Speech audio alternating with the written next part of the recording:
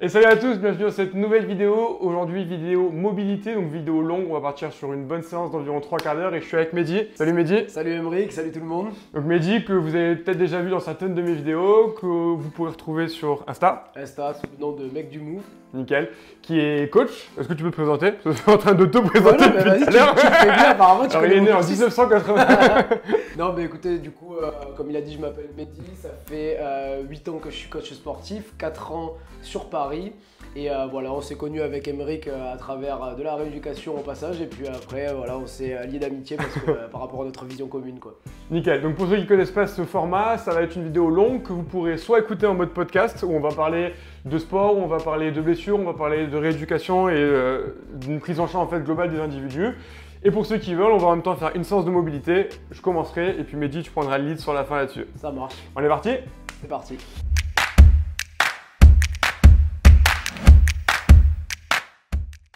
Alors, on va commencer par un peu de mobilité de cheville. Tu sais à quel point j'aime ça. Donc là, l'idée, ça va être de venir avancer ici au maximum et essayer de ne pas décoller le talon. Donc là, selon les préférences, il y en a qui aiment bien mettre du poids. Moi, il y en a qui préfèrent tenir leur talon ici. Le but du jeu, c'est vraiment de mobiliser le plus possible le genou vers l'avant. On reste comme ça. Et Mehdi, est-ce que tu peux du coup nous raconter un peu ton cursus, comment tu t'es formé, etc.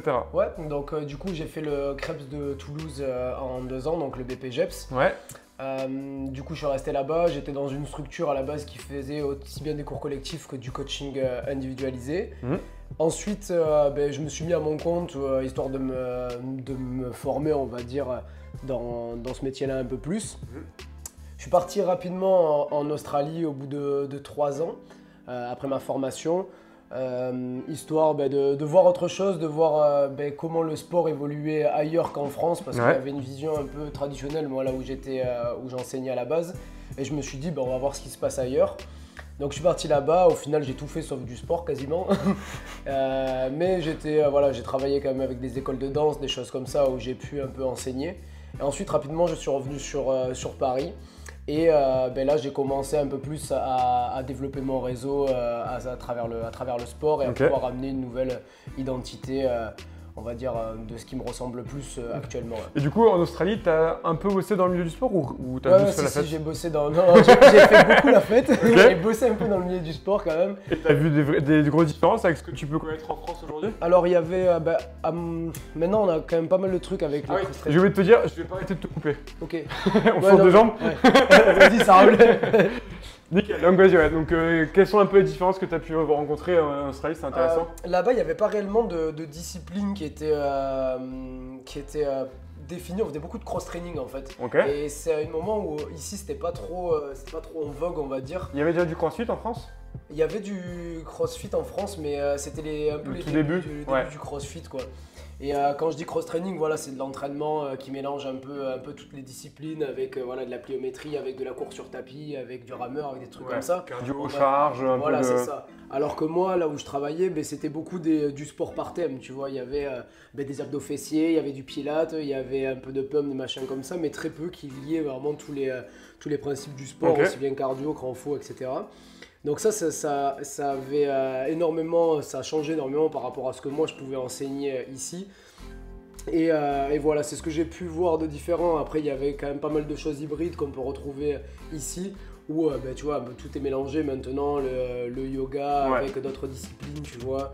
Donc, ils avaient de l'avance un peu par rapport à ce qu'on voit. Ils avaient quand même un peu d'avance là. Aujourd'hui, on est à peu près au même niveau. Après, moi, je parle à Toulouse. C'était à Toulouse, tu vois. Moi, j'habitais pas encore à Paris, donc c'était un peu plus traditionnel que ce qu'on peut trouver ici.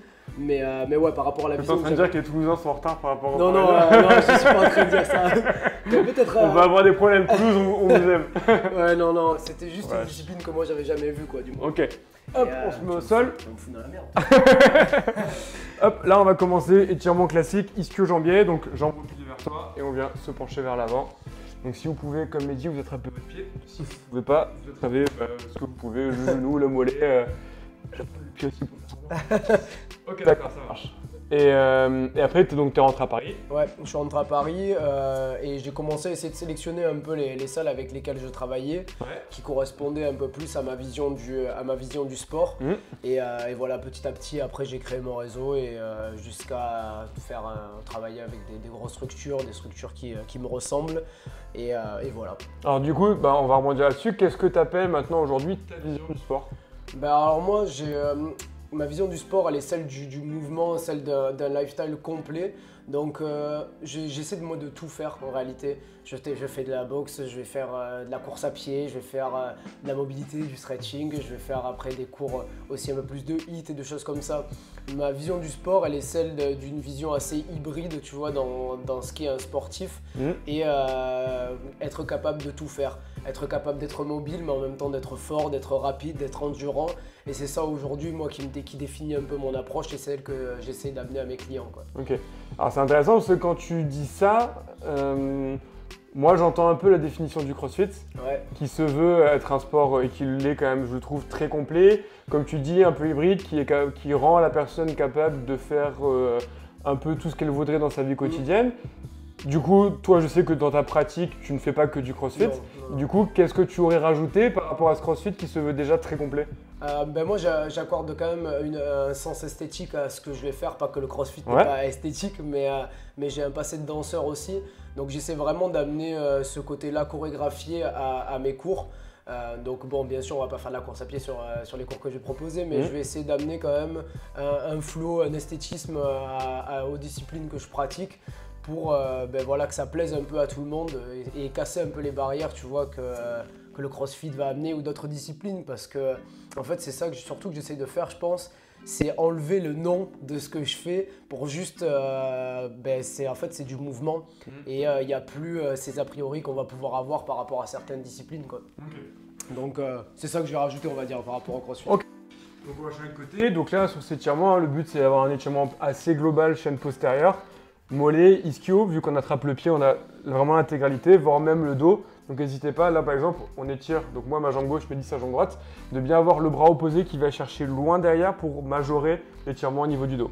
Ouais, donc on va dire que tu fais du CrossFit esthétique. Voilà, je fais du CrossFit esthétique. Après, je le fais aussi bien à poids de corps que je vais le faire avec charge. Je travaille beaucoup avec Ethel. J'essaie aussi de faire en fonction du public qui me suit, tu vois. C'était ma deuxième question, ça. Comment tes clients, du coup, ils réagissent à ça? Est-ce qu'ils sont plutôt ouverts? Est-ce qu'ils trouvent ça chelou? Est-ce qu'ils kiffent? Généralement, ils viennent me voir par rapport à ce que je fais, ce qu'ils peuvent voir sur les réseaux qui restent de mes vitrines. Ok. Donc, quand ils savent très bien que ce que je fais en règle générale, et ensuite je m'adapte en fonction de leurs besoins, de leurs envies, je leur propose des nouvelles choses. Après, s'ils veulent des choses un peu plus traditionnelles, mais ils viennent rarement pour moi, ces personnes-là. Donc voilà, j'essaie vraiment quand même de faire attention à leurs besoins plutôt que de tout le temps faire ce que moi j'ai envie de proposer. Petit à petit, je leur propose des nouvelles choses, quoi. Ok, mais comme tu dis, vu que de base, la plupart te contactent pour ça. Ouais, ça se passe bien quand même. Ok, et toi, la danse, tu l'as commencé après ou avant cette vision que tu as un peu obtenue au Canada, en Australie? J'écoute, hein, mais c'est ça. Globalement, si j'ai bien compris, l'Australie, le côté un peu cross-training, multi. Et tu avais déjà la danse? La danse, j'appartenais à une compagnie avant de partir, mais ça arrivait assez tard dans ma vie. D'abord, j'ai commencé à faire à travers le fitness, en fait, à travers le step, le LIA, qui sont des disciplines chorégraphiées qu'on peut retrouver dans le fitness. Dans ta formation initiale au Krebs? Ouais, okay. Et après, j'ai toujours eu quand même cette affinité avec le côté esthétique de la danse, même si j'étais pas un danseur à ce moment-là. Mais voilà, ça m'a amené une autre vision quand même. Et c'est après que ça s'est introduit petit à petit. J'ai testé plein de trucs, comme tout le monde. Au bout d'un moment, je suis tombé j'étais puriste dans certaines disciplines. Et après, je me suis dit comment je vais pouvoir créer ma propre identité. Et je pense qu'aujourd'hui, c'est assez réussi. C'est encore en construction, hein. Ça change tout le temps en fonction de ce qui va pouvoir sortir, des influences que je vais avoir et des choses comme ça. Mais aujourd'hui, j'arrive quand même beaucoup plus à avoir mon identité à travers ma manière de bouger, à travers ma manière d'exprimer, à travers ce que je vais proposer en cours. Je vois que tu vas changer de position, que tu vas me couper. Exactement. J'ai l'impression que tu arrives bien à mettre les phrases. On va partir sur le fessier. Donc là, on va étirer. Tu viens plier une jambe, poser le pied par-dessus, poser la fesse au sol et il est plus souple. Comment ça part? Ouais, mais que sur cette jambe. Vers la jambe. Donc là, globalement, ça va être le fessier de la jambe plié qui doit tirer. Donc chez toi à gauche, chez moi à gauche aussi. Ouais, c'est le cas, ouais. Nickel. Exactement. On va rigoler sur l'autre côté après. Globalement, donc c'est hyper intéressant. Moi, j'aime bien aussi ce côté fonctionnel, multitâche et compagnie. Quelle est, à tes yeux, la principale qualité physique? Ou la plus importante, en tout cas? Franchement, j'ai jamais réellement réfléchi à la question. Je suis là pour ça, mais... Ah, bah ouais, question. Non, j'ai toujours... Enfin, franchement, je pourrais pas te répondre particulièrement à... Parce que tout me paraît complémentaire. Si tu es souple, mais pas du tout mobile ou pas du tout fort, eh ben, ça risque de te bloquer sur certaines disciplines. Et vu que j'ai vraiment cette intention d'être moi le sportif le plus complet possible, je pense que ce qui définit un sportif, au contraire, c'est toute cette globalité, on va dire, de qualité physique. Mais je t'avoue que je pourrais pas... Peut-être être mobile, je dirais que c'est... Alors du coup, tu vois, si je reformule un peu différemment, tu me dis que ton but, ce serait d'être le plus complet possible. Si on prend 10 personnes qui sont le plus complet possible, et je te demandais une épreuve pour les différencier, tu utiliserais quoi? Je pense ouais, leur mobilité, parce que c'est quelque chose sur lequel j'ai pas comment... Enfin, ça fait pas très longtemps que je travaille dessus, mais en travaillant dessus, je me suis rendu compte que c'était un des facteurs quand même qui était assez important dans pas mal de disciplines, tu vois. Donc ouais, je dirais la mobilité. Donc ce serait une épreuve de mobilité. Une épreuve de mobilité. Ce serait hyper chaud. Ouais, c'est clair. Mais ok, ouais d'accord, ça marche.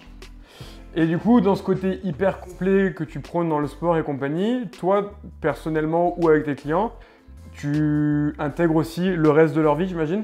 Ouais, bien sûr. Je fais quand même attention à ce qu'ils font à côté. Comme on le sait, il y a tous, en fonction des objectifs, il y a quand même pas mal de choses qui vont rentrer en jeu. Si jamais j'en ai, et peut-être qu'ils me regardent, donc j'espère qu'ils vont l'entendre, qu'ils se mettent des grosses caisses tous les à longueur de semaine. C'est quand même assez dur, mais bon, il y a quand même des clients, ce genre de clients. Généralement, ils savent très bien que voilà, ils se mettent des bâtons dans les roues un peu en faisant ça, mais ils en sont conscients. Le plus dur, c'est ceux qui n'en sont pas conscients et qui pensent que uniquement avec ce que moi je vais pouvoir leur proposer, ça va changer leur vie sans changer le reste de leur lifestyle.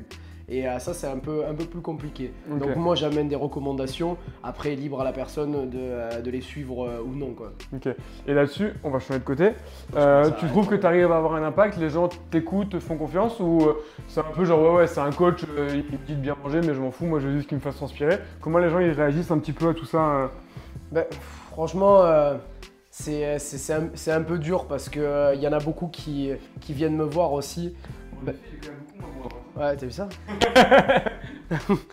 Il y en a beaucoup qui viennent me voir avec cette intention de maigrir ou cette intention plus esthétique. Summer body et compagnie. Ouais, summer body. Après, j'ai quand même pas mal de sportifs, donc des mecs qui veulent quand même, qui recherchent de la performance. Donc généralement, ces personnes-là ont une hygiène qui est assez bonne.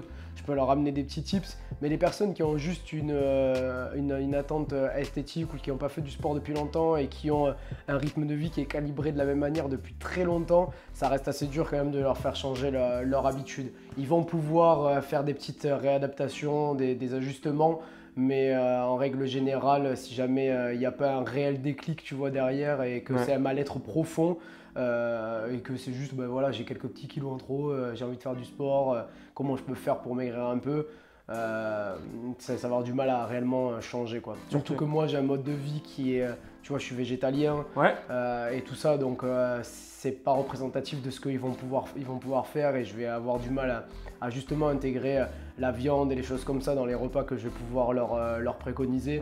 Donc rarement, c'est des choses qui sont mises en place, quoi. Mais pourtant, dans leurs objectifs, que ce soit un summer body ou une performance, c'est quelque chose qu'en tout cas toi tu considères comme hyper important. Ah ben ouais, pour moi c'est un paramètre sur lequel on ne peut pas faire l'impasse. Mais si je dois parler de mes clients seulement, parce qu'après il y a les personnes qui vont me suivre sur les réseaux et qui vont être beaucoup plus, on va dire, réceptifs au discours que je vais avoir par rapport à l'alimentation.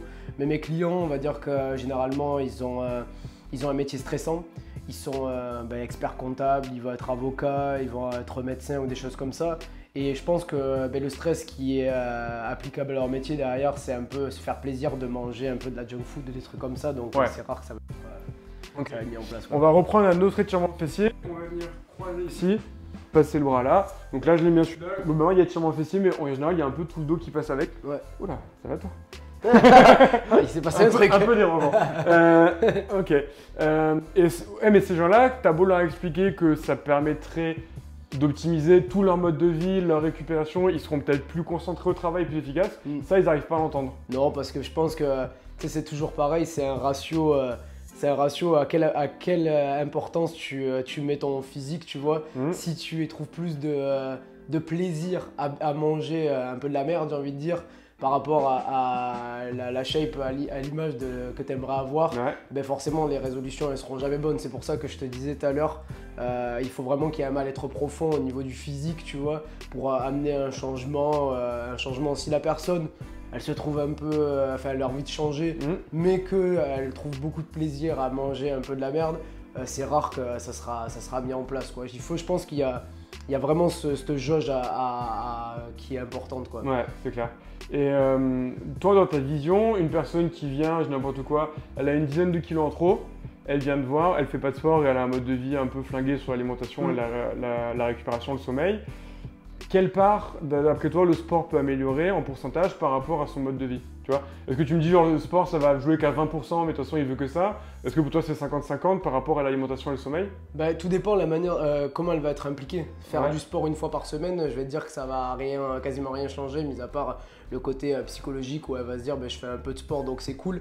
Après, si jamais elle a un investissement où elle fait du sport 2 fois par jour, tu vois, 7 jours sur 7, dans ce cas-là, ça aura un impact beaucoup plus important. Ça fera un impact que je vais récupérer au cabinet, surtout. Ouais, voilà. On change de côté. Non, mais je veux dire, tu vois ce que je veux dire, c'est si jamais elle y met un investissement, tu sais, il y a beaucoup de personnes. Ça te va si je le fais comme ça? C'est excellent. Ok, nickel.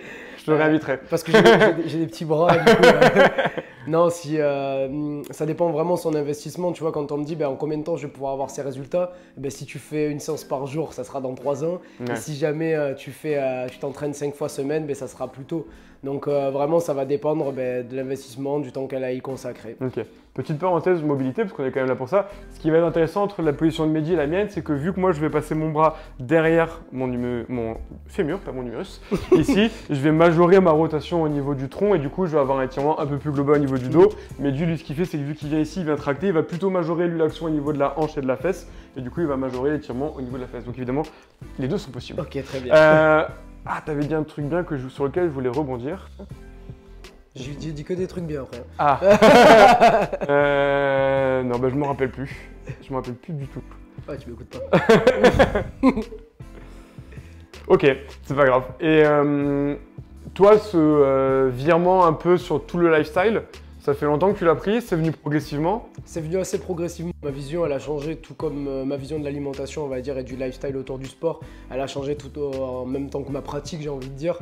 Elle a évolué avec le temps. Tu vois. Alors, il n'y a pas de bien, de pas bien. C'est moi, ma manière de voir les choses et ce que j'ai appliqué sur mon mode de vie. Ça peut correspondre pour certains et d'autres non, mais on va dire qu'au début, j'ai mangé de la viande à tous les repas. Le bon viandard. Voilà, j'étais un bon viandard, tu vois. Je faisais pas attention forcément à la qualité des aliments que j'avais, mais par contre, je faisais très attention à mes dépenses caloriques, à mes entrées, etc. Je te coupe. Donc là, le but du jeu, on va venir. C'était intéressant, je vous promets. On va venir tendre les bras ici et redescendre. Donc soit en dynamique, pour ceux qui n'ont pas l'habitude. Ceux qui ont l'habitude peuvent rester en statique, en position haute. Et vous allez varier la distance, en fait, selon l'habitude ou pas, entre vos épaules et les mains. Plus vous rapprochez les mains, plus vous viendrez mobiliser le dos. Une fois de plus, même si cette mobilité peut des fois faire un peu peur quand on la connaît pas, elle n'est pas mauvaise. Par contre, si on n'y a pas l'habitude, il faut y aller vraiment progressivement. Si c'est la première fois que vous faites ça et que vous passez votre journée assis, n'hésitez pas à mettre les mains très loin. Si vous y êtes habitué et vous êtes très mobile, vous pouvez rester en. Yes. Ouais, je t'ai coupé. Assez progressif. Et vraiment varié, quoi. Au début, comme je te disais, je faisais attention surtout à mes entrées et mes sorties, quoi. Donc uniquement aux calories que je pouvais avaler. Bon, ça marchait très bien par rapport au côté esthétique. Après, la santé, je me suis blessé. Mais bon, vu que j'étais plus jeune, je pourrais pas dire quel truc a été vraiment le plus impactant sur les blessures que j'ai pu avoir. Et après, petit à petit, quand je suis parti en Australie, je suis devenu végétalien. Donc c'est là-bas où tu as eu le déclic? Ouais, c'est là-bas où j'ai eu le déclic. Et du coup, je suis passé directement d'une alimentation à manger de la viande à tous les repas, à végétalien complet. Ce végétalien, c'est quand même tu peux rappeler vite fait végétalien par rapport à végétarien ou vegan Végétalien, il n'y a aucun produit issu de l'animal. Ouais. Donc, je vais pas boire de lait, je vais pas manger d'œufs, je vais pas manger de poisson, pas de viande, rien du tout, rien d'animal en fait. Végétarien, il va pouvoir avoir des laitages et des choses comme ça. Ouais, donc c'est quand même assez contraignant d'un point de vue alimentation. C'est changeant quoi, ça demande de faire quand même des grosses réadaptations par rapport à l'alimentation occidentale que je pouvais avoir auparavant. Et par rapport à vegan, c'est juste que vegan, en fait, il y a le style de vie qui rentre avec. Pas de cuir et compagnie, c'est ça. Exactement, ouais, c'est ça. Donc là, c'est tout à la vitale et végétalien, ça concerne uniquement l'alimentation. Ok. Et après, suite à ça, quand même, il a fallu que mon corps il ait eu du mal à s'adapter. Je t'avoue que pendant un mois, j'ai ramassé. À quel niveau? Surtout au niveau du système digestif. Parce qu'avant, je mangeais que de la viande et du riz, et du poisson, et tu vois, du poulet, et des choses comme ça. Et après, sans rentrer dans le détail, t'as bien compris que quand tu manges des fibres à tous les repas, ça envoie. Et donc, du coup, ça a pas mal changé. Ça, un mois, j'étais vachement perturbé quand même au niveau du transit, au niveau du digestif. Et ensuite, surtout que je connaissais rien du tout à l'alimentation en fait à ce moment-là. Donc je suis passé d'une alimentation que je connaissais depuis que j'étais tout petit, auquel j'étais habitué, à une alimentation où je bouffais que des légumes et des fruits, tu vois. Ouais. Donc même les céréales, même les trucs comme ça, j'en avais plus réellement, pas parce que j'en avais pas envie, mais au moment où j'ai fait ma transition, je me suis dit, j'étais en Australie, il faisait chaud, j'avais pas forcément envie de faire des repas très lourds. Et j'ai perdu du poids très très rapidement. J'ai perdu 10 kilos en l'espace de 2 mois peut-être, tu vois. En plus, je travaillais dans le bâtiment, je faisais du sport tous les jours, donc des grosses dépenses énergétiques, tu vois. Et donc, du coup, là, c'est là où a été le plus gros changement quand même, à ce niveau-là. Et après, forcément, petit à petit, j'ai commencé vachement à m'intéresser à l'alimentation. Parce que je sentais que je perdais du poids. Tu as vu qu'il y avait eu un effet énorme en fait. Ouais. Après, positif ou négatif, peut-être tout le chose, ça peut être chiant. Ouais. Mais en tout cas, tu t'es rendu compte que ça avait un impact quoi. Ah ouais, ça a eu un impact réel. Position 90-90, donc là l'idée, on va plier le genou, la hanche à 90 degrés. À peu près la même chose sur la jambe arrière au niveau du genou et de la hanche. Et là, on va partir, on va se pencher vers l'avant. Donc on va plutôt étirer le fessier de la jambe avant. Donc chez moi à droite, chez Mehdi à gauche. Ouais, donc le fait que tu aies vu une différence, ça t'a poussé à continuer. Ça m'a poussé à continuer. Après, j'avais des convictions, on va dire, profondes. Donc, en dehors de l'esthétisme, c'était pas du tout l'esthétisme qui prônait là-dedans. Donc, j'ai commencé vachement à m'intéresser à l'alimentation, vachement à, tu vois, tout ce qui en sort, toutes les maladies, tous les bienfaits de l'alimentation végétale. Et surtout l'alimentation végétale appliquée au sport parce que, en tant que coach, je suis un peu considéré, on va dire, comme un sportif de haut niveau. Ouais, au vu de ta pratique. Comment tu t'entraînes combien de fois par semaine à peu près? Moi, je m'entraîne tous les jours. Ouais. Et puis après, je pratique énormément, enfin, j'enseigne énormément. Et donc, du coup, ça va être l'équivalent, je pense, de 15 à 20 heures semaine, quoi. Ouais, 12 statuts autant qu'un sportif de haut niveau peut faire. Sans les mêmes rééducations, sans le même salaire aussi. Sans le même salaire, ouais. Que ça dépend des sports. Hein. Malheureusement, tu as certains sportifs qui s'envoient autant et sur des sports un peu inconnus. Ouais, c'est clair. Et d'un point de vue de tes performances sportives, tu avais une différence? Alors, au niveau de ma récupération, elle est quand même bien meilleure, je trouve. Forcément, j'ai une alimentation qui n'est pas du tout acide, donc pour la propagation des inflammations et tout ça, c'était quand même, ça m'a quand même propice. Vachement, assez propice, tu vois.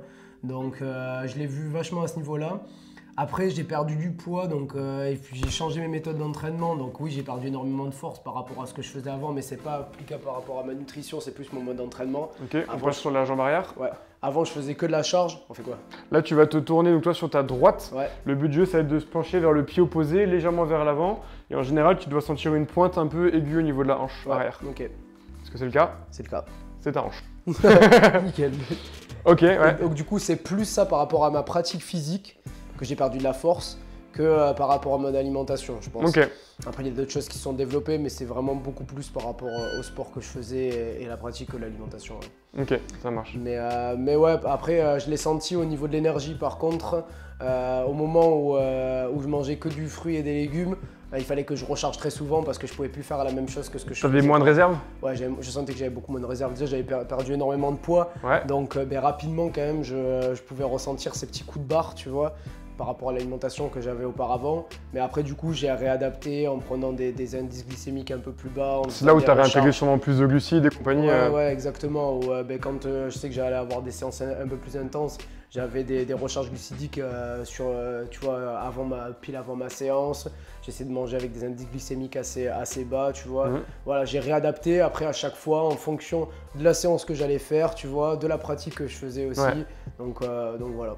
Et maintenant, dans ton mode de vie donc végétalien, est-ce que tu vois une différence dans ta vie quotidienne par rapport à avant sur tes maladies par exemple, tes blessures, ta récupération? Ouais, après, moi je suis plus du tout malade, mais j'ai du mal en fait à dire c'est l'alimentation ou non, tu vois. Parce que comme on l'a expliqué, on s'en est parlé tout à l'heure, il faudrait changer qu'un facteur pour voir si c'est celui-ci qui change au final ton… Et qu'est-ce qui a changé d'autre par rapport à avant? Ma pratique, en fait, elle a tellement changé. Mais tu penses que ça te rend malade, ta pratique? Non, mais par exemple, au moment où j'avais beaucoup d'inflammation au niveau des épaules, par exemple, que je tapais du développé couché à 120 tous les 4 matins, tu vois. Oui, ça raconte. Petite… Mais voilà, je faisais 72 kg à ce moment-là, tu vois, je faisais que du développé souvent, tu vois. Donc forcément, j'étais un peu plus sujet à avoir des douleurs et compagnie, etc., tu vois. Alors que j'avais pas du tout mal au genou et je me suis mis à la course à pied et j'ai eu des problèmes au genou par la suite, bref. Donc ouais, je dirais juste les inflammations, peut-être cette acidose un peu moins importante depuis que je suis végétalien comparé à avant, qui a changé. Mais après, sinon… voilà, les maladies, j'ai jamais été… je suis malade peut-être une fois dans l'année, mais ça depuis à peu près toujours. Ouais, t'as toujours été comme ça, ça n'a pas changé spécialement. Non, ça n'a pas changé. Et puis après, les inflammations, c'est si par rapport aux épaules, par rapport à la durée aussi de l'inflammation, un peu moins importante. Après, je suis blessé là au genou depuis un petit moment, mais bon, c'est l'alimentation. Je pense pas que ce soit ça qui fait grand chose. Donc là, on fait tout pareil, mais de l'autre côté. Yes, du coup, là, c'est un sujet intéressant. T'es coach, on a quand même beaucoup discuté et je trouve que tu as une vision assez intelligente de ta pratique sportive, même sans être un professionnel médical. Tu fais gaffe à ce que tu bouffes, tu fais gaffe à ton alimentation et malgré ça, tu te blesses. Ouais. Pourtant, globalement, d'un point de vue des recommandations, tu as l'air de faire à peu près ce qu'on peut entendre. Comment ça se fait d'après toi? Je pense que y a des choses que je fais très régulièrement. Tu vois, tout à l'heure on en parlait, je fais beaucoup de mouvements qui sollicitent mes fléchisseurs. Donc je pense que de hanche. Les mouvements répétés et tu vois, les contraintes appliquées toujours au même endroit plusieurs fois dans ma journée font que je vais avoir tendance à avoir des inflammations à certains endroits plus qu'à d'autres. Il y a ça, je dors pas énormément malgré tout, même si j'ai une bonne récupération et que mon sommeil est de qualité. Je vais pas avoir assez, je pense, peut-être de récupération, donc c'est plutôt à ce niveau-là, plutôt contraintes répétées, tu vois. Tu dors combien d'heures par nuit à peu près? Entre 4 et 5. Entre 4 et 5 et ouais, après c'est je pense il y a un tout, tu vois, ça va être l'environnement, tu vois, l'environnement parisien qui va être un peu stressant. Je suis entrepreneur, donc forcément tu serais mieux à Toulouse, c'est ça que tu es en train de dire? Peut-être, j'essaie de remettre des cartes, tu vois. Non mais voilà, c'est un tout, tu vois, il y a plusieurs plusieurs stress qui sont applicables à la vie et chacun engendre certains, on va dire, ça a un impact sur ton corps, donc forcément je pense que c'est le cadre de vie en lui-même.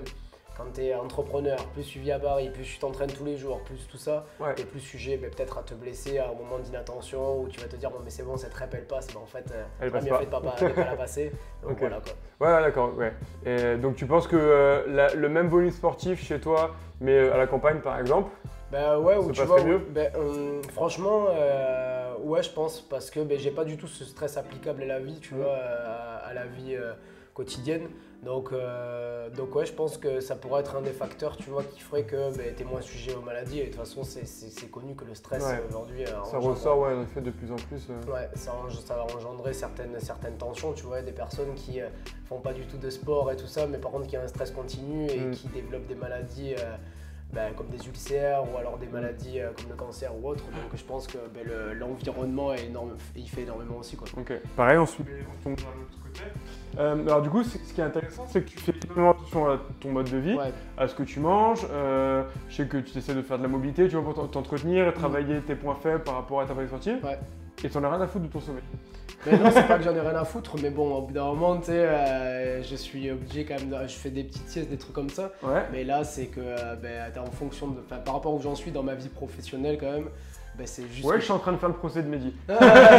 C'est clair, putain, il peut avoir l'erreur. Non, mais c'est intéressant de se dire qu'au final, tu vois, d'être végétarien, c'est quand même pousser le côté de l'alimentation, quand même, je dirais pas à son paroxysme, mais relativement loin. Et par contre, tu le sais que tu as une qualité de sommeil moins bonne. Je sais pas si elle est moins bonne parce qu'en réalité. Quantité, excuse-moi. Je dors pas beaucoup, mais je suis en forme, tu vois. Genre, je me lève, je galère pas à me lever, quoi. Le réveil sonne, je saute du lit. Donc, est-ce que ça peut. Mais bon, tu vois, au milieu de la journée, je vais pouvoir avoir certains moments de fatigue, je vais faire une sieste généralement, tu vois. Et c'est un lifestyle qui correspond au moment où j'en suis dans ma vie, on va dire. Je suis entrepreneur, tu vois, j'ai racheté une partie d'une boîte il y a récemment, donc il faut qu'au final je sois productif dans ma journée. Et sauf qu'il n'y a que 24 heures dans une journée, donc tu le connais. C'est le problème de tous les entrepreneurs, c'est les fameuses 24 heures. Exactement, donc on est obligé de rentabiliser le temps qu'on a, donc voilà quoi. C'est terminé. Ouais, merci. Putain, mais c'est vrai que c'est hyper important et même nous dans notre métier de kiné, ça se développe de plus en plus en fait ce côté ok, ton patient il est blessé, il a par exemple une tendinopathie rotulienne, il faut traiter sa tendinopathie rotulienne, mais quels sont tous les facteurs un peu autour de ça qui peuvent influencer et la récupération et donc le sommeil en fait partie énormément et a un impact considérable. Ouais, et puis je pense que ce qui a changé moi aussi récemment, la période dans laquelle on est, où je vais passer beaucoup plus de temps assis qu'en temps normal, tu vois. Et du coup, des positions qui sont pas du tout, on va dire, fonctionnelles, quoi. Et par contre, directement après, je vais enchaîner le sport que je faisais en temps normal. Donc, je vais passer dans des positions de blocage, on va dire, où j'étais assis toute la journée avec des grosses fermetures de hanches et des trucs comme ça, à des étirements d'un seul coup, tu vois, de la mobilité assez rapide et tout ça. Donc, peut-être que c'est ça aussi qui a fait que je me suis un peu plus blessé ces derniers temps depuis le début du confinement qu'en temps normal, quoi. Ok, on relâche doucement. Oula. Il tire quand même beaucoup plus celui-là. Hop, on va partir sur les épaules. Allez, mon préféré. Là, on attaque la partie spécialisée de Mehdi. On va faire le slipper stretch, je sais pas si tu le connais. Donc on va s'allonger sur le côté. Hop, on pose la tête. Épaules pliées à 90. Nickel. Et là, tu vas venir amener la main vers le sol. Donc là, on fait une rotation interne d'épaule. En général, on va avoir tendance à basculer vers l'arrière. Donc là, on essaie de vraiment bien rester perpendiculaire au sol, les jambes pliées juste pour être stable. Et on vient baisser à ce niveau-là. On va tenir cette position. Et du coup, pour rebondir sur ça, toi, quelle part, aussi bien pour toi ou pour tes clients, tu gardes pour l'échauffement avant une pratique sportive ? Je vais faire pas mal de mobilité quand même au début de mon entraînement. Solliciter un peu les masses musculaires qui vont être en activité mais de manière un peu plus douce et avec des contraintes un peu moins importantes, donc pas forcément de charge ou autre. Du stretch balistique si jamais tu vois, on va partir sur une course à pied, on va avoir une grosse cadence. Et dans ce cas-là, des gros étirements, si jamais la personne était en fermeture de hanche toute la journée, ce qui va risquer de la blesser si jamais après elle part avec des trop grandes amplitudes. Donc en fait, je vais voir un peu les contraintes, enfin les choses de la séance. Et en fonction de la séance, je vais adapter l'échauffement, quoi. Mais en termes de durée ? Je m'échauffe quand même assez longtemps. Moi, je fais 10 bonnes minutes où on s'échauffe et puis après on fait de la montée progressive en charge si jamais il y en a. Et après, on augmente les amplitudes et les choses comme ça vraiment petit à petit, quoi. Et tes clients, pareil, tu gardes une dizaine de minutes en général pour l'échauffement ? Ouais, je fais, après, tout dépend où c'est qu'on en est de la journée. Si la personne avant moi, elle a fait… le coaching de 6h du mat, c'est pas le même que… Exactement. Genre, on va pas aller chercher les mêmes amplitudes si jamais… la personne vient juste de se lever, je vais être attentif quand même aux flexions de sa colonne, aux extensions qu'on va pouvoir avoir, au placement de ses cervicales, etc. Si on est sur une fin de journée où la personne a déjà même pratiqué, tu vois, et tout ça, ça va être moins important quand même. Et tu penses quoi ? Il y a un courant qui est un petit peu dans le… Il n'y a pas vraiment besoin de beaucoup s'échauffer. Et si on a besoin de s'échauffer 10, 15, 20 minutes, c'est peut-être qu'il y a autre chose à bosser avant que d'aller s'échauffer. Je sais pas si ma question était hyper claire. Je vois ce que tu veux dire. Mais écoute, moi j'essaie de je serai de côté. J'essaie de quand même d'aller dans le sens de la sécurité. C'est-à-dire, je vais essayer de pas faire n'importe quoi quand même avec mes clients et jusqu'à maintenant, l'échauffement n'a jamais été délétère dans tout ça. Donc je vais plutôt dans ce sens-là. Après, moi je sais que j'aime bien quand même le matin, je vais vraiment passer 20 minutes, tu vois, à réveiller mon corps avant de le solliciter, tu vois. Après, j'ai pas comment dire, Je suis pas contre ou pour ça. Je pense que ça dépend des corps de chacun. Ça dépend aussi du ressenti. Moi, je ressens que j'ai besoin quand même de m'échauffer. Et je sais pas, à partir du moment où je vais faire du travail en charge et je vais aller chercher une amplitude complète, tu vois. Si je vais directement en charge, je suis pas sûr que ça me fasse du bien. Après, il faut voir ce que ça fait dans le temps, quoi. Je sais pas ce que toi, t'en penses quoi? Ouais. Bah, moi, je pense que ça va dépendre beaucoup en fait de la pratique qu'on va demander derrière à la personne. Tu vois, moi, j'ai beaucoup au cabinet de crossfitters par exemple, et c'est vrai qu'on a ce côté où il y a des contraintes telles qu'il y en a, des fois, ils sont obligés d'arriver 20 minutes avant et de faire du foam roller et des étirements et compagnie. Et c'est sûr qu'un mec chez qui tu vas juste faire un 10 bornes en vitesse douce, on va dire, si lui il a besoin de s'échauffer pendant 10 minutes, c'est sûrement en effet que j'ai l'impression qu'il a besoin de travailler autre chose derrière. Après, l'échauffement, pour moi, il faut le garder. C'est le truc qu'on a des fois tendance à sauter quand on a soit la flemme, soit pas le temps. C'est sûr. Mais c'est qu'il doit rester.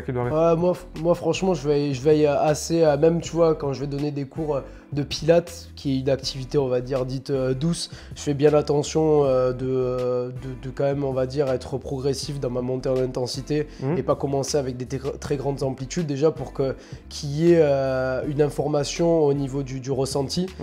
Si jamais, par exemple, je sais pas, je fais quelque chose avec de la vitesse, où il va y avoir beaucoup moins d'informations qu'un mouvement lent, on va pas forcément ressentir les petites tensions qui vont être créées. Je me mets dans cette position, j'ai un peu mal, alors que si j'y vais en rapide, peut-être que je vais le ressentir un peu trop tard pour éviter la blessure, tu vois. Je vois. Donc en fait, je trouve que la lenteur dans l'échauffement, dans le mouvement, peut te permettre d'avoir des informations que tu n'as pas avec de la vitesse, avec de la charge, avec des trucs comme ça. C'est vrai. Donc quand même, je fais attention à ça. Nickel. Flexion d'épaule, donc là, nous, on a un magnifique tabouret, merci Mehdi. Maison du monde. moins 20% avec la ton kiné. Vous pouvez le faire avec une chaise ou autre chose. L'idée, on place les mains, on essaie de garder les coudes bien tendus, pousse vers le plafond, et là, on va envoyer la tête entre les deux épaules. Donc là, je vois pas Mehdi, mais en théorie, il est raide. Je suis assez haut, tu peux me voir normalement. Et on va tenir cette position. Ok. Et ça, cette vision de l'échauffement, c'est quelque chose que tu as appris dans tes formations ou c'est plus ta pratique, ton expérience qui t'a fait qu'aujourd'hui tu bosses comme ça? C'est plus ma pratique, je t'avoue qu'on n'a pas réellement vu, on a bien vu que quand on faisait du travail en charge, j'allais pas taper une barre de squat à 100 de suite, tu vois. Donc il y a vraiment eu cette notion de progressivité dans la charge. Mais ensuite, ça a plutôt été dans ma pratique, moi en tant que danseur, où tu arrives le matin, t'es pas très chaud, tu vas pas taper des écarts en pleine chorégraphie dès le début. Donc on insistait, là c'était encore pire, tu vois, c'était 20-30 minutes plutôt d'échauffement avant d'attaquer la réelle choré qui nécessitait beaucoup de mobilité, beaucoup d'étirements et tout ça. Donc vraiment dans ma pratique, ça a toujours eu une grande place, tu vois. Okay. Et du coup, avec ton expérience et ton passif, quelles seraient là où on va dire les principales qualités d'un bon coach? L'écoute, parce qu'aujourd'hui c'est devenu tellement un métier à la mode qu'on fait, il y en a beaucoup qui le font plus par rapport au statut de coach qui est stylé, etc. Donc c'est l'écoute, c'est l'observation, avant même d'être un bon pratiquant, je crois. Donc c'est comme tous les métiers qui sont des métiers de service, comme le tien, je pense, c'est avant tout vraiment l'observation et l'écoute qui priment sur tout, quoi. Et t'entends quoi par l'écoute? Parce que globalement, je pense que tu peux avoir plusieurs niveaux d'écoute en tant que coach. Ouais, c'est l'écoute. Moi, quand je dis écoute, ça va être l'écoute du corps, voir quand moi j'ai prévu une séance, admettons, et que je vois que même s'il a toute la volonté du monde, les mouvements ils passent pas. Je vois que ça, au final, il fait une sale tête quand il fait le mouvement, mais qu'il veut pas me le dire et tout ça. Donc c'est un peu ça, cette écoute que je vais avoir. C'est aussi l'écoute des objectifs. Il y a des objectifs, et des fois, tu vois, comme je te disais, moi j'ai une manière assez à moi, tu vois, d'appréhender de voir le sport. Mais si la personne que je vais traiter, par exemple, elle n'avait pas le pilate, alors que moi j'adore le pilate, je vais pas forcément lui en faire. Je vais essayer de lui amener les notions que je vais retrouver dans le pilate dans une autre approche, quoi. Là, on met donc ceux qui ont une chaise sur le côté, ceux qui ont des magnifiques tabourets Maison du Monde aussi. Et là, vous posez le coude globalement à 90 degrés, mais si vous me faites 110, 120, c'est la même chose. On va tirer plutôt le pec. Il y a de nombreuses fibres, donc en fait ça va vraiment être votre ressenti qui est plus intéressant et on se laisse descendre. Ok, donc l'écoute de comment est ton client au jour et de ses capacités. Ouais, par exemple, tu vois, je sais pas, j'avais prévu une grosse séance de force, j'ai un client qui arrive et qui est nerveusement complètement claqué parce qu'il a passé une journée hyper stressante, etc. Et je vais peut-être changer ma séance que j'avais prévue, quoi. Ouais, donc Donc du coup, ce qui va avec l'écoute, ce serait l'adaptabilité, l'adaptation, ouais. Ouais, exactement. Okay. Ouais. D'accord. Est-ce que c'est intéressant, nous des fois en kiné, et je pense que s'il y a des coiffeurs qui nous écoutent, c'est le cas, on a des fois où des gens viennent nous voir et ils ont plus besoin de parler que d'un kiné. Et des fois, ils ont peut-être plus besoin de parler qu'une coupe de cheveux. Ouais. Est-ce qu'en coach, vous en avez beaucoup aussi là-dessus? C'est exactement ça. Moi, ça m'est arrivé au final qu'un client arrive et qu'on s'assoit et qu'on parle. Et qu'ils repartent sans avoir fait la moindre Est-ce qu'il n'avait pas juste la flemme?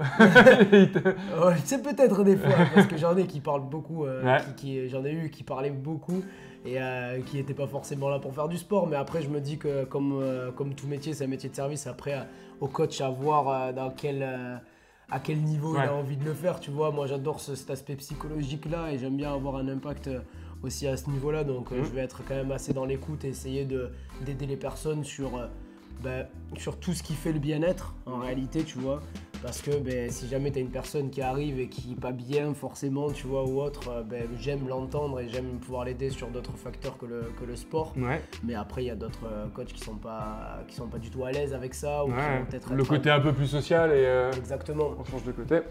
Okay. Donc moi, ça va être une partie qui m'intéresse. Après, bon, je suis là pour faire bouger les gens. Donc bon, si tu veux me voir et que je fais que de parler, c'est un peu relou. Ouais, de toute façon, je pense qu'une fois de plus, il y a des très bons coachs qui vont moins bien s'entendre avec certains clients et d'autres coachs aussi. Après, tu as une part d'humain qui est… Exactement. Okay. Et dans tout ce qu'on dit depuis le début, j'ai quand même l'impression que ta vision du métier, autre chose, elle a vachement évolué. Ouais. Ce qui est plutôt cool. C'est des lectures, c'est des rencontres, c'est des formations que tu as fait. Qu'est-ce qui t'a le plus poussé sur tout ça? Vraiment, alors j'ai pas fait énormément de formations parce que j'ai quand même pas mal bougé et vu que j'entreprends pas mal de choses, il a fallu que je choisisse presque entre les formations et la vie, on va dire, professionnelle à proprement dit. Mais pas mal de lectures, pas mal au final d'influence à travers des coachs. On a les réseaux aujourd'hui qui existent et c'est magnifique par rapport à ça parce qu'il y a des gens qui font des trucs extraordinaires et tous les jours je m'inspire du travail des autres. Donc énormément d'influence par rapport à ce qui est fait chez d'autres personnes et des fois des trucs qui n'ont rien à voir avec moi ce que je fais. Des fois je regarde la préparation physique de hand, tu vois, ou de la préparation physique de baseball. Mais pour de l'inspiration, etc. Pour l'inspiration, tu vois, des mouvements que je vais pouvoir décortiquer un peu et me dire peut-être ça c'est intéressant pour tel placement, pour tel engagement du centre et tout ça. Et je vais aller réappliquer à mes coachings.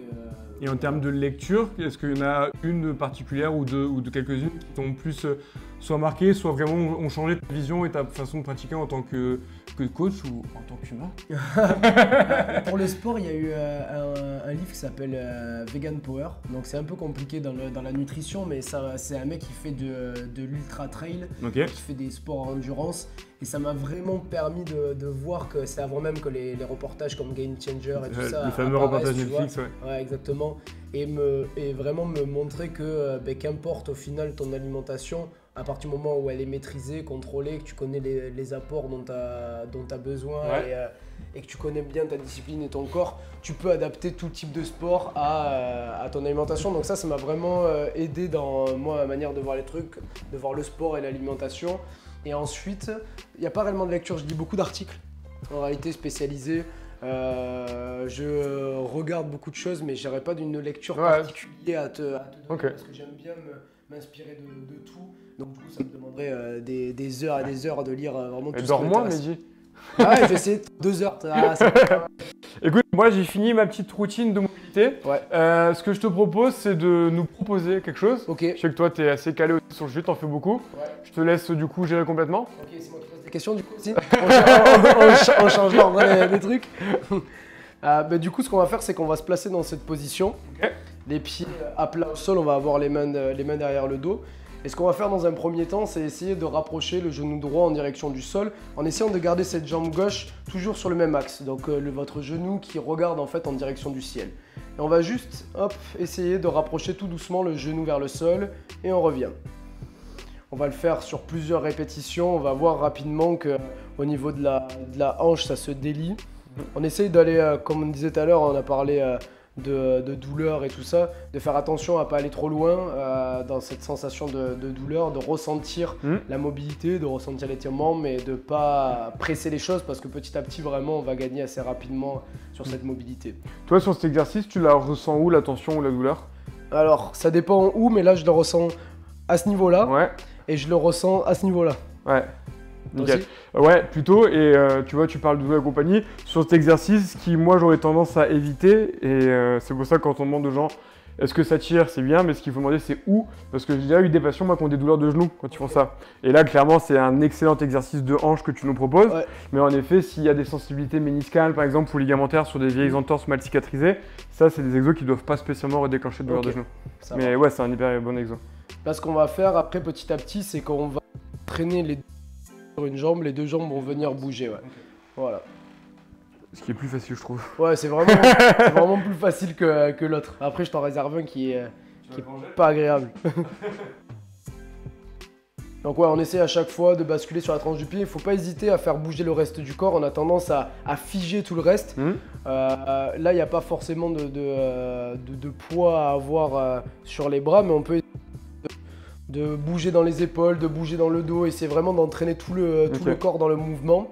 Moi j'aime bien faire ça, vraiment essayer à chaque fois d'amener tout le corps dans le mouvement pour apprendre à bouger vraiment de manière un peu fonctionnelle, tu vois. Ça me permet en même temps de bouger dans mes épaules, de bouger dans mon dos, de bouger dans mes hanches. Hop. On va le faire une dernière fois. Tu as pris le pas sur un des mouvements que j'ai fait tout à l'heure, donc je ne vais pas le faire. Mais ici on va rester dans cette position. Là, vous allez placer en fait le bras droit au niveau de la poitrine et on va venir pousser sur les deux genoux et monter le bassin. Et ce bras droit, il va s'étirer, on va monter en direction du ciel, juste au-dessus de la tête et pousser les hanches au maximum vers l'avant. C'est grave si mon genou est décolle là ou pas? L'idéal, c'est d'avoir les deux genoux au sol, mais la majorité de ton poids doit être sur ta jambe gauche du coup là. Okay. Et pas trop sur ton bras. Okay. Donc il faut bien pousser les hanches vers l'avant, on va revenir au centre. Hop, reposer le bassin, on replace les mains derrière et on va venir faire la même chose de l'autre côté. On pose les genoux, clac, on va placer la main ici, on répartit le poids du corps et on vient pousser. On vient vraiment essayer d'avoir cette contraction un peu au niveau du fessier, cette extension complète au niveau de la hanche et on étire le bras vers le ciel. Bon, du coup, au niveau de ton analyse bioméca, qu'est-ce que tu peux dire? Ce que j'analyse, c'est que je suis en train de me fusiller le genou gauche sur le parquet. Ah, sur le parquet. Appuie pas dessus. Je vais me mettre un peu plus sur le tapis. Hop là. Non, je trouve que ce qui est intéressant, c'est ce que tu as dit sur le dernier, c'est vraiment la contraction du grand fessier ici, donc vraiment de venir serrer le cul pour augmenter l'extension de ta hanche droite et majorer l'étirement en fait ici, donc en extension de hanche et du psoas du coup qui est fléchisseur. Et clairement, vous essayez de votre côté, si vous êtes relâché au niveau du cul, c'est vraiment pas le même ressenti que si vous activez vraiment ce côté coup de bassin et où du coup tu majores l'amplitude. Tu peux relâcher ton coup de bassin. Ah, pardon. On a vu qu'il était, il était puissant. Il est vif. Tu peux aller le chercher de l'autre côté si tu veux. Hop, on réétire une dernière fois et ensuite on va juste revenir ici au centre. On va replacer les mains, on va essayer d'écarter un peu les pieds un peu plus. Et là, notre but, ça va être de resserrer les deux genoux l'un vers l'autre. C'est un peu moins cool celui-là. Donc ça, c'est les grandes différences entre lorsqu'on a un muscle qui tire et lorsqu'on est sur une fin d'amplitude d'articulation. Articulation, ça fait souvent au niveau des hanches et des épaules un côté un peu aigu, vraiment pas agréable par rapport à un muscle où en général on sent que ça tire, mais c'est confortable. Là, une articulation, on sent que ça pince plus que ça tire. Donc là, clairement, on ressent. Vraiment génial.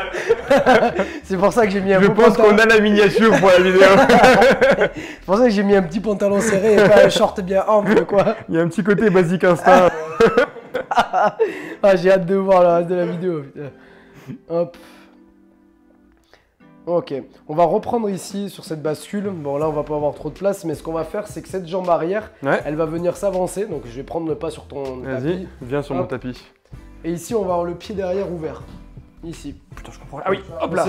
Voilà ton pied. Je m'ocule un peu. Hop, ton pied derrière, il va être ouvert, tu vois, en direction de la caméra. Et ce que tu vas faire juste ici, c'est pousser ton genou vers l'avant. Et tu vas laisser descendre ton bassin. Le talon peut décoller ou pas? Dans l'idéal, ton talon est à plat au sol. Ok. Ouais, donc là, on sent la hanche arrière, c'est ça? Ouais, exact. Et après, on peut le faire soit en mouvement, soit en statique, comme toi tu l'as proposé tout à l'heure. On va mettre un peu de dynamisme. Voilà, on descend. Enfin, attention, c'est pas forcément très agréable au niveau du genou, donc c'est mieux de le faire sur des surfaces qui sont assez tendres, on va dire. Vous le faites pas directement sur le parquet. Hop. On revient, on peut le refaire ici en partant vers l'arrière, en repoussant. Moi, j'aime bien faire les mouvements un peu en échauffement. Je vais le proposer de manière un peu dynamique, en essayant de gagner en amplitude, tu vois, progressivement. on essaye, hein, on peut aussi mobiliser la cheville comme tu l'as fait tout à Ouais, l'heure, tu vois, pour dans avancer, dans ouais. cette position, pour essayer d'avancer un peu plus. Si tu veux nous remettre ton coup de bassin, Vif. vif, vas-y. Non, ce que je vais apporter, tu vois, sur cet exercice, c'est de faire attention à la position des épaules. Ouais. Tu vois, là, je fais un vrai étirement sur ma hanche arrière gauche. Ouais. Mais si je me repars ici en rotation, en fait, je vais reperdre un peu Ouais. mon extension. Si je me force à vraiment bien tourner mes épaules, voire essayer de le majorer, Ouais. je retrouve plus de tension dans ma hanche arrière, tu vois. Yes. Et après, on va le faire, on va repartir vers l'arrière. Donc en fait, ça demande de la place, ce genre Ouais. de mobilité. Mais en fait, tu fais la même chose. Hop, tu repars dans ta position initiale, tu remets ton pied derrière comme tu l'avais tout à l'heure.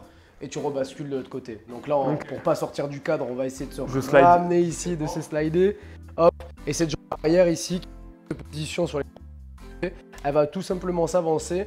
Hop. Ici. Viens sur ton tapis. Et là, tu viens sur mon tapis. Et même chose que tout à l'heure, on va Ok. pouvoir le faire en mouvement, on descend.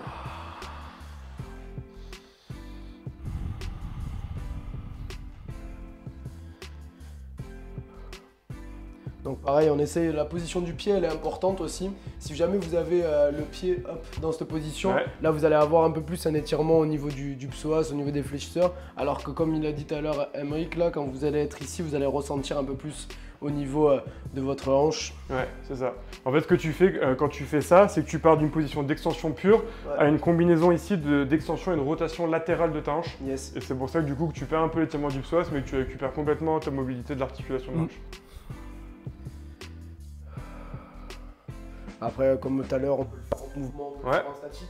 Vraiment, moi, ce que j'ai l'habitude de faire, c'est aussi vraiment écouter le corps. Mm. Parce qu'en fonction du côté droit ou du côté gauche, je vais pas forcément La avoir même la même symétrie. tension. Ou... Ouais, exactement, et pas forcément avoir la même mobilité, le même équilibre. Donc, il y a des moments où je vais être plus à l'aise à le faire en mouvement, Mm. et d'autres où je vais un peu plus ressentir le besoin d'y aller en profondeur et de prendre le temps de laisser le poids de mon Ouais, corps, relâcher. etc.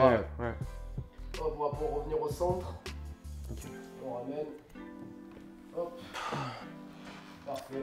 On va relâcher juste ici, on peut ouvrir les jambes. Ah, ça, t'as pris l'un des trucs où je suis le moins bon. Ah voilà, je savais qu'il fallait que je te mette en difficulté un peu. Ah, c'est à cause on manque de place, c'est tout, hein, sinon.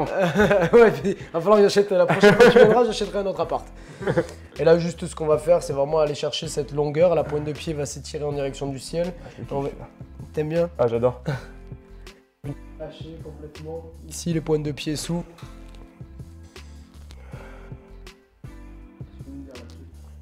Que j'adore. Je l'adore pour plusieurs... En fait, je le trouve hyper global. Là, globalement, ce qu'on sent principalement, ça va être adducteur. Une petite tension quand même un peu plus poste. Donc, en général, tu ressens un truc un peu en dedans et un peu derrière. Et en fait, moi qui suis assez raide du bas du dos, tu vois, on le voit, globalement, on sent que toi, tu es très parallèle au sol et que moi, je suis plus vertical. Et du coup, en fait, ça me fait un énorme étirement global. Ouais. Et ce que je trouve cool, c'est que quand je suis là, j'arrive pas à descendre. Et quand je tends mes bras, en fait, j'augmente les bras levés de la pesanteur.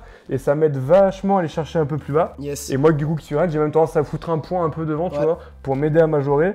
Et je le kiffe parce qu'il est vraiment complet, je Ouais. trouve. Et ce que j'aime bien faire moi aussi là pour ce dos, c'est venir chercher hop mon pied Ouais. et aller chercher ce petit étirement là. On va chercher une extension de bras juste au-dessus Ouais. de la tête. Et là, par l'inclinaison gauche du flanc, du coup, tu as un énorme étirement latéral à droite, carré des lombes, etc. Exactement, ouais. Ouais, j'adore. Toi, tu préconises quoi par rapport au temps un peu sous étirement et tout ça, ça va dépendre. Ouais, franchement, ce qu'on va faire. quand j'étais jeune diplômé, j'avais vraiment des protocoles, genre, ok, si on veut faire du cours, enfin, si on veut faire juste de la détente 15-20 secondes, Ouais. si on veut gagner sur la longueur du muscle, 30, 45, 90 secondes et compagnie.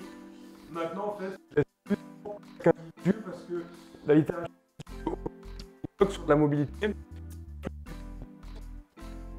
la douleur nous a fait qu'on n'arrive Ouais. pas à aller plus loin. Et donc, en fait, je pense que maintenant que j'ai ces connaissances en tête, le ressenti de la personne est plus important que la durée spécifique et scientifique. Yes. Moi, il y a un étirement aussi que j'aime bien faire. Il va falloir qu'on change de position, mais ça va permettre de travailler aussi, de retravailler cette mobilité au niveau de la hanche. Et je le travaille aussi en charge. Hop, ici, quand tu remontes, bon, ça casse un peu l'inertie, Ouais, c'est pas grave. tu vois. Mais c'est venir chercher cette ouverture ici Ouais. et cette descente. Il nous a sorti tous les trucs où il était bon, quoi. Non, mais Ah, il est j'aime top. vraiment le travailler parce que je le travaille aussi bien sur des phases de renforcement, tu vois, avec kettlebell ou juste en phase d'étirement sur un stretch, sur une même mobilité ou même un pilate où j'arrive à le placer. Et là, cette notion de douleur que tu parlais tout à l'heure, moi je la retrouve énormément sur ça. Et quand j'arrive vraiment à détendre, à relâcher, eh ben, c'est là où je commence à gagner en amplitude. Mais sinon, c'est vrai que je vais avoir tendance à vouloir remonter très vite, quoi.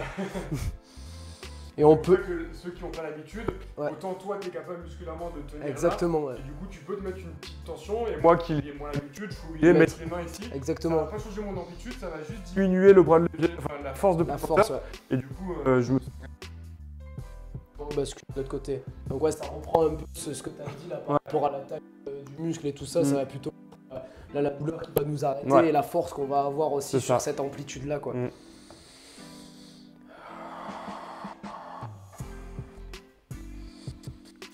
T'avais un mec là, tu m'as montré celui avec la grosse barbe. Et franchement, lui, je m'inspire pas mal de ce qu'il fait. C'est vraiment intéressant. Il va travailler sur des axes un peu comme ça qui sont un peu. Tu vas aller voir, c'est Bird the Best You Can Be, si je dis pas de conneries. Et là, c'est hyper cool sur Instagram ce qu'il propose en niveau mobilité. Ok, on va pouvoir ensuite remonter. Nickel. Ou Chupita.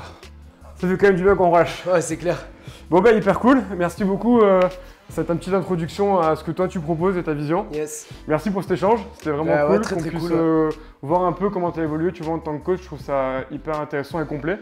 Donc merci beaucoup. Tu peux nous rappeler où est-ce qu'on peut te retrouver sur Insta, c'est ça? Ouais, sur Instagram, comme je disais, j'ai pas de chaîne YouTube encore, mais sur Instagram sous le nom de Mec du Move. Nickel. J'espère que la vidéo vous a plu, vous avez pu faire soit une bonne soirée de charmant, soit écouter ce podcast. N'hésitez pas à mettre un pouce bleu sous cette vidéo et à nous poser des questions si vous en avez sur les différentes positions qu'on a pu faire ou sur l'alimentation de Mehdi par exemple ou autre chose. Et surtout, abonnez-vous à ma chaîne pour voir la fin des vidéos. Bonne journée à tous. Salut tout le monde.